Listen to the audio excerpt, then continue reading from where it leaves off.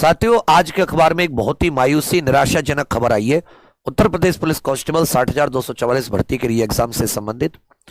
इसमें पहले खबर पढ़ लेते हैं। सिपाही भर्ती परीक्षा कराने वाली कंपनी एजू टेस्ट, ये अहमदाबाद की कंपनी है। अहमदाबाद में इसका हेडक्वार्टर है, गुजरात में। हुई ब्लैकलिस्ट।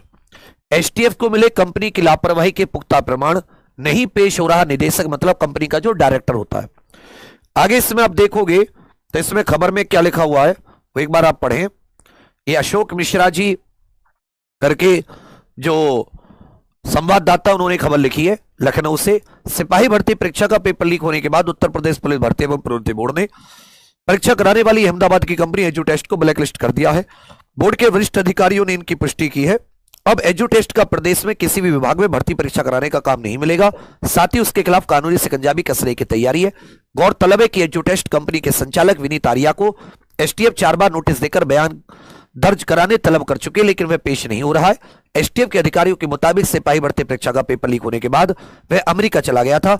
इसके बाद से लौटा नहीं है। सूत्रों की माने तो यदि संचालक ने लखनऊ स्थित एसटीएफ मुख्यालय आकर बयान दर्ज नहीं कराया तो उस पर कानूनी शिकंजा कसा जाएगा। दरअसल एसटीएफ को सिपाही भर्ती परीक्षा का पेपर लीक होने के मामले में कंपनी की लापरवाही के पुख्ता प्रमाण मिले। पहले इसको पढ़ लेते हैं। इसी आधार पर बीते 4 माह में विनीत आर्या को पूछताछ के लिए बुलाया जा रहा है। वह पेपर लीक कराने में अहम भूमिका निभाने वाले प्रयागराज निवासी राजीव नयन मिश्रा के आधार पर एसटीएफ ने मास्टरमाइंड सुभाष प्रकाश की तलाश भी तेज कर दी है। अधिकारियों के मुताबिक सुभाष प्रकाश, राजीव नयन, रवि अत्री आदि का संगठित गिरोह है जो प्रतियोगी परीक्षाओं का पेपर लीक कराते हैं। पेपर लीक में ट्रांसपोर्ट कंपनी की भूमिका नहीं है। अहमदाबाद में टीसीआई एक्सपोर्ट ट्रांसपोर्ट कंपनी के वेयरहाउस से सिपाही भर्ती परीक्षा का पेपर लीक हुआ था। ट्रांसपोर्ट कंपनी के कर्मचारियों की मिलीभगत से वेयरहाउस में सेंध लगाई गई थी। पेपर का बॉक्स खोलने के लिए बिहार से डॉक्टर शिवम मंडल को 2 बार बुलाया गया था। हालांकि एसटीएफ को ट्रांसपोर्ट कंपनी की पेपर लीक में संलिप्तता के प्रमाण नहीं मिले हैं। जांच में सामने आया कि पेपर की सुरक्षा का जुम्मा एजू टेस्ट कंपनी को ही संभालना था, जिसमें वह नाकाम रही है। अब जिसके गोदाम से लीक हुआ उस कंपनी का हाथ नहीं है, जिसको संभालना था उसका हाथ है। किसका हाथ है, किसका हाथ नहीं है, एसटीएफ जाने, भर्ती बोर्ड जाने। भर्ती बोर्ड अखबार वालों को बता रहा है कि भाई हमने उस कंपनी को ब्लैकलिस्ट कर दिया है, बोर्ड के वरिष्ठ अधिकारी। लेकिन ये जो 48 लाख बच्चे, और इन बच्चों की वजह से ही जो मन में क्रोध है कि पेपर इतने लीक हो रहे हैं, हमारा एग्जाम नहीं है, मतलब मेरी समझ में नहीं आ रहा मैं तुम्हें क्या बोलूं। मतलब मैं नंब हो गया। नंब मतलब होते ना कि कुछ जब आदमी के पास ना कुछ सोचने समझने की शक्ति छीण हो जाती है। तो मुझे सुबह से जब से मैंने खबर देखी है, मतलब भाई 6 साल तो ऑलरेडी इंतजार हो गया इस भर्ती के लिए। अब अगर ये अभी भी इसमें टाइम लगेगा तो फिर तो ये कब भर्ती होगी। ये टेंडर तो 2022 से भी खेला जा रहा है, 2021 से। याद रही 2021 दिसंबर में पहली बार टेंडर का आया था। 2021-20 से टेंडर खेला जा रहा है, तो फिर तो पता नहीं क्या होगा। अरे कम से कम भर्ती बोर्ड क्लियर तो करे इन बच्चों को, कुछ तो इनको आगे दे कि भाई हम करा पाएंगे, नहीं करा पाएंगे, कराएंगे तो कब तक करा पाएंगे, क्या आगे है, कुछ तो एक बात बोले। कहते ना कि कम से कम कोई मरीज अस्पताल में बिल्कुल अपने अंतिम समय पर होता है, बहुत ही बीमार हालत में आप हॉस्पिटल पहुंचो, डॉक्टर की एक बात पे आप मतलब जीवन कैसा आ जाता है कि आप जी जाओगे, मैं आपका इलाज करूंगा अच्छा सा। मतलब एक मृत सैया पर भी आदमी, डॉक्टर उसमें थोड़ा सा जान डाल देता है। वैसे बच्चे हैं, ये इनकी हालत भी बीमार जैसी है ना। कुछ समय से इनके पास कुछ है ना, इनको अपने जीवन में आगे, जिसके जवानी के 5-7 साल के भी इंतजार में लग गए हो, उसके पास क्या होगा कि वो कुछ अपने लिए सोच पाएगा।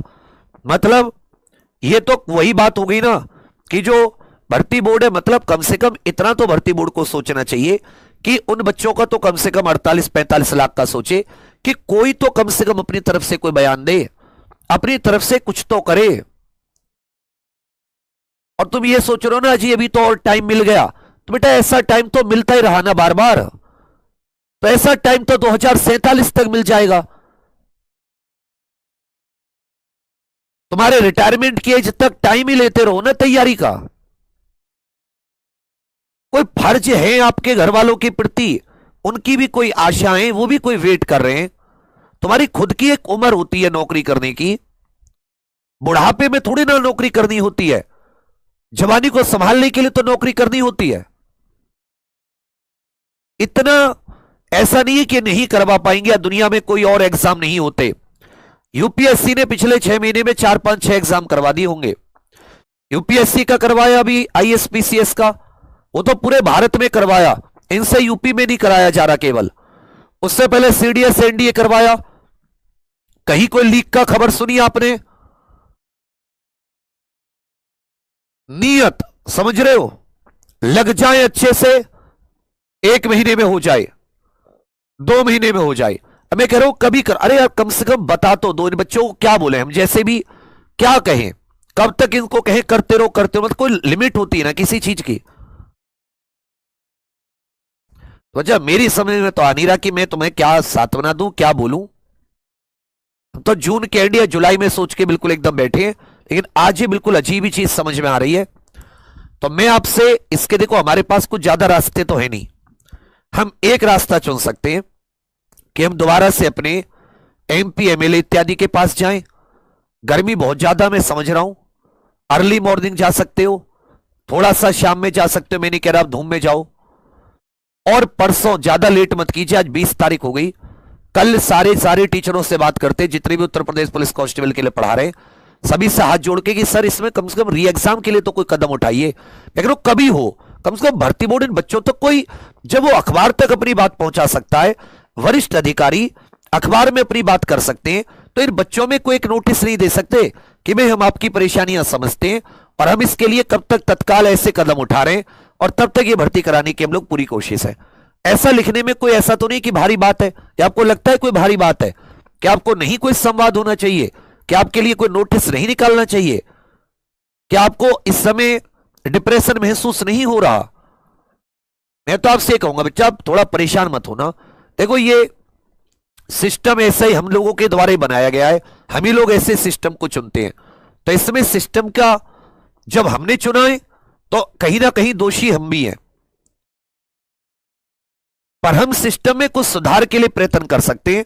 तो बच्चा मैं सब बस आपके कमेंट चाहूंगा, मेरे हाथ में कुछ और ज्यादा चीज नहीं होती, मैं तो आपको थोड़ी बहुत कमेंट्स चाहूंगा कि क्या हम लोग 22 तारीख, 22 मतलब जो परसों है, 22 जून शनिवार, क्या हम लोग साथी एक तो ट्विटर कैंपेन कर लेते हैं, ठीक है, जितना भी, लेकिन इसमें 48 के 48 लाख बच्चों को शामिल होना पड़ेगा।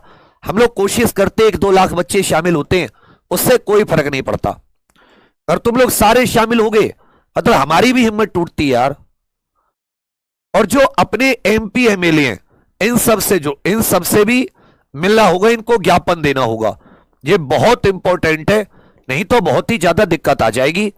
माननीय मुख्यमंत्री जी को टैग करके खूब सारे ट्वीट्स, अगर हम लोग इस शनिवार को मिलते हैं उनसे हाथ जोड़ के जी हमें कुछ तो बताओ, तो ये इतना मतलब मैंने उदासीन भर्ती बोर्ड नहीं देखा जो एक नोटिस तक, मतलब पिछले फरवरी से एक इन्होंने वार्ता नहीं करी, बीच में नोटिस वायरल हुआ था उसका तो खंडन कर दिया, इनमें एक नहीं है कि मतलब किस बात की सैलरी ले रहे हैं हर महीने, मतलब क्या कुछ कहने में भी नहीं बन रहा। क्या किसी जो गरीब बच्चे, मध्यम वर्गीय परिवार के बच्चे, इनके प्रति कोई जिम्मेदारी नहीं है? ये मुख्यमंत्री जी का डिपार्टमेंट है, गृह विभाग, अगर मुख्यमंत्री जी के डिपार्टमेंट में ये हालात हैं उत्तर प्रदेश की व्यवस्था के, तो आप बाकी डिपार्टमेंट में तो सोच सकते हो कि क्या हालात रहे होंगे। लेकिन कोई नाम लेवा, कोई एक कहते हैं ना सांत्वना देने तक वाला नहीं है, युवा युवा कहते रहते हैं, और युवाओं की सबसे ज्यादा जिंदगी यहां नर्क हुई है उत्तर प्रदेश में इस समय, नर्क जिसे कहते हैं, नरक के हालात भी इससे बेहतर होंगे। किसी बच्चे के कमरे में एक पंखा होगा, कूलर भी नहीं होगा, कोई भी मुख्यमंत्री से लेके कोई भी अधिकारी एक बार 2 घंटे रुक के बैठ जाए, 2 घंटे, अगर हॉस्पिटल में एडमिट ना कराना पड़े तो नाम बदल देना। वो बच्चे कैसे कैसे तैयारी करते हैं, 2 टाइम की जगह 1 टाइम खाके कैसे कैसे गुजारा, और यहां अधिकारियों के लिए लाल कारपेट बिछाए जाते हैं। डूब मरिए शर्म से, अगर शर्म आ रही हो।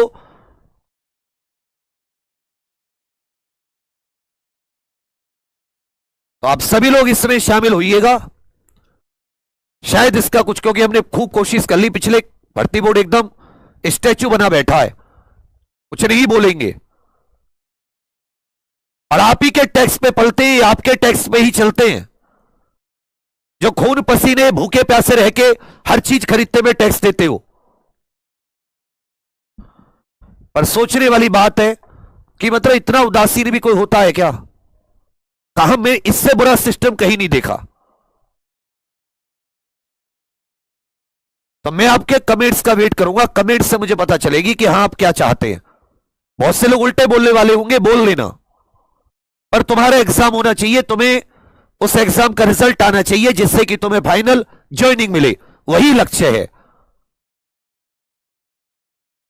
तो जितना ज्यादा कमेंट ऑफलाइन कर सको, तुम हमें खाना पीना करवाओ, क्योंकि हमारे घर वाले नहीं खर्चा उठाने के लिए तैयार, उनके बस की नहीं है, उनके पास नहीं है उतना। तुम हमारा खर्चा उठाओ। जब वोट मांगने आते हो बेशर्मों की तरह, तो यहां भी खर्चा भी उठाओ हमारा खाने पीने का, जब तक एग्जाम नहीं होता। तो जाके एक बार अब सभी लोग कमेंट जरूर कीजिएगा ऑफलाइन, उसी से देखते हैं कि आप लोग क्या सोच रहे हैं। बाकी हिम्मत रखिएगा, अपना हौसला मत तोड़िएगा।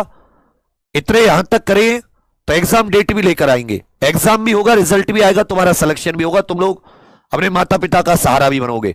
इस बात को याद रखिएगा। जरा भी नेगेटिव तुम्हारे दिमाग में कुछ थॉट्स ना आए।